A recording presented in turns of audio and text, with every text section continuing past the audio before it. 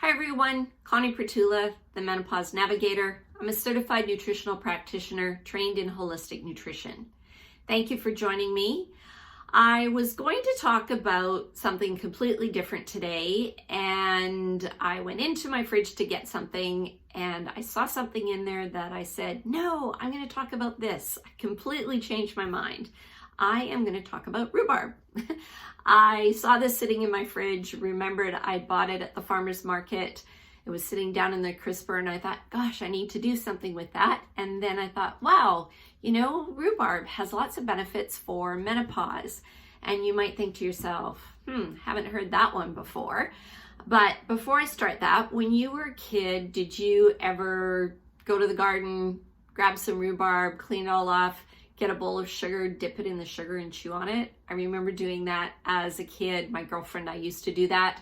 Her mom had a rhubarb patch and we used to sit there and enjoy it and just love the contrast between the sour and the sweet.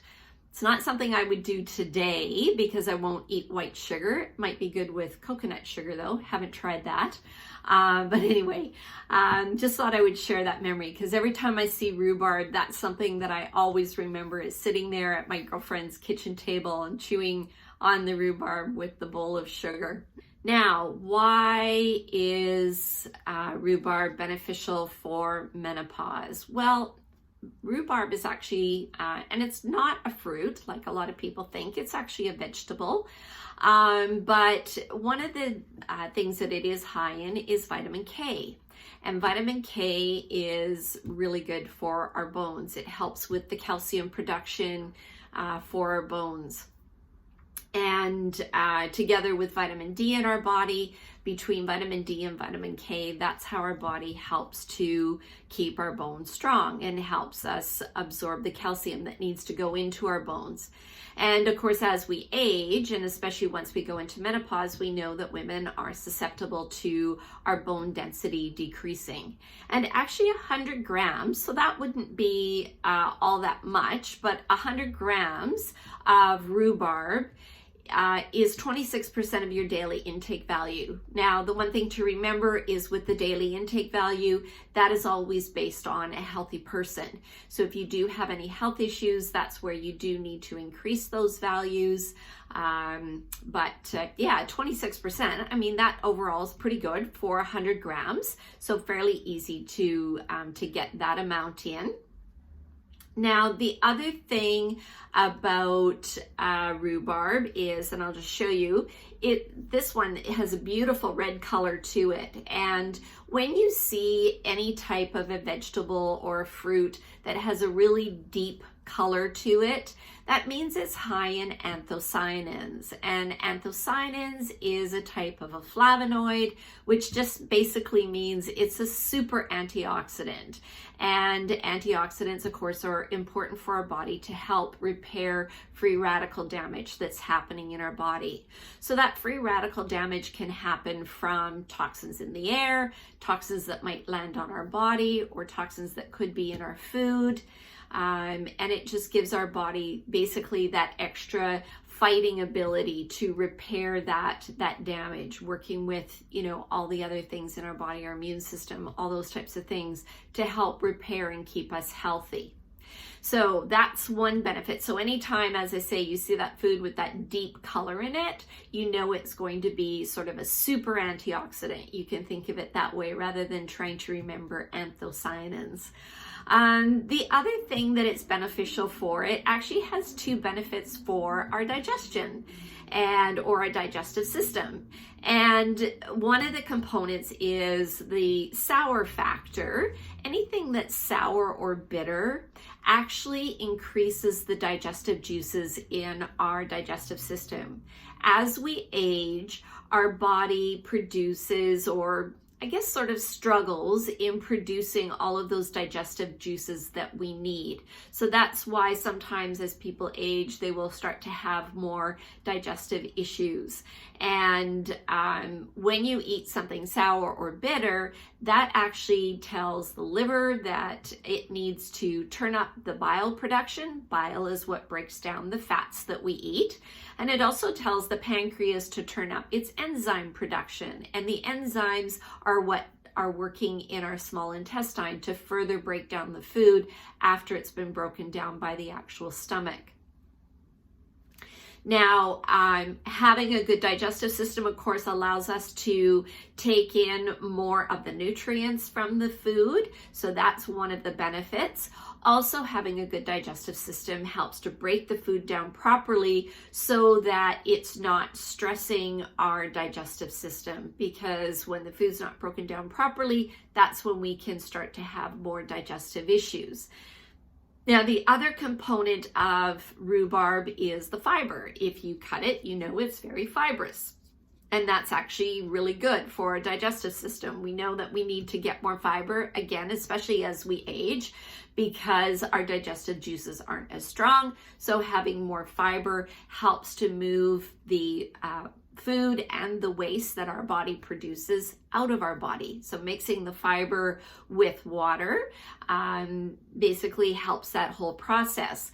Part of the fiber in the rhubarb is what we call sort of a non-digestible fiber, and that's okay. We need to get some of that. You'll get non-digestible fiber in things like kale and broccoli. There's lots of things. A lot of the cruciferous vegetables have a non-digestible fiber. And that's good because you still want a bit of bulk to help move that food out and keep your diet or your large intestine active. Keep it, basically clean. Is really what it comes down to. But fiber also helps our liver greatly as well too. And we know, or we should know, that when we go into menopause, having a really healthy liver is really important. Our liver has over 600 functions, and especially for women when we go into menopause, if our liver is not healthy, that is going to make our menopause symptoms worse, guaranteed.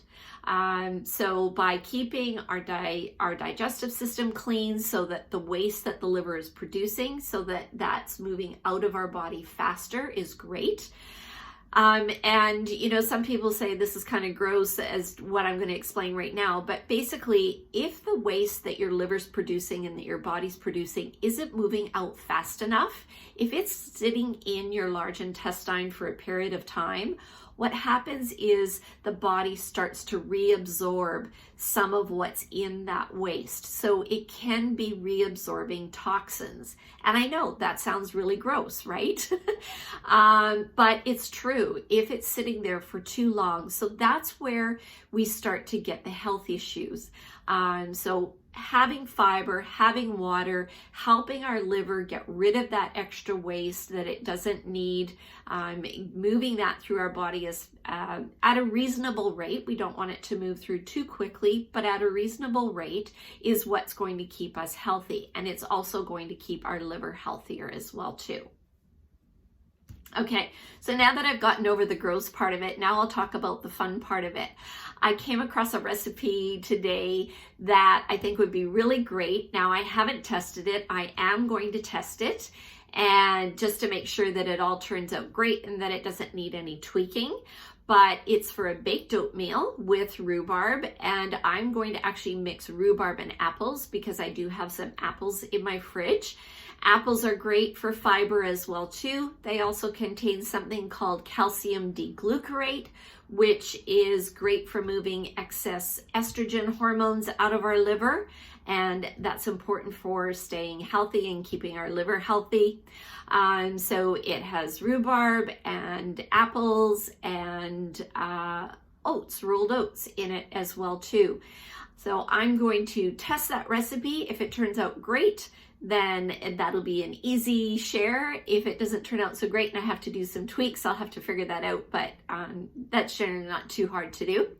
And then I'll share that with you. I'll probably just share it on my website, or I'll do a post just so that you know that the recipe is available.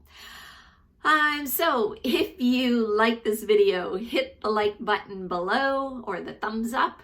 If you think that somebody could benefit from watching this video, hit the share button and share it with them. If you've got comments about my video or questions, please post them below or send me a message directly. If there's a topic that you would like me to cover, please send me a note. I'm always interested in what people would like me to, questions that you maybe want me to answer or some things that you want me to research. I love doing that. So please send that, send those requests to me. So thank you very much for joining me, and stay tuned. Of course, as I said, I'll be doing weekly videos on my Menopause Navigator page. And yeah, stay tuned. Actually, my next video, I'm actually going to cover the liver in more detail. Just, all of the things that we can do to keep our liver as healthy as possible and working at its optimum. Have a great day, everybody. Bye-bye.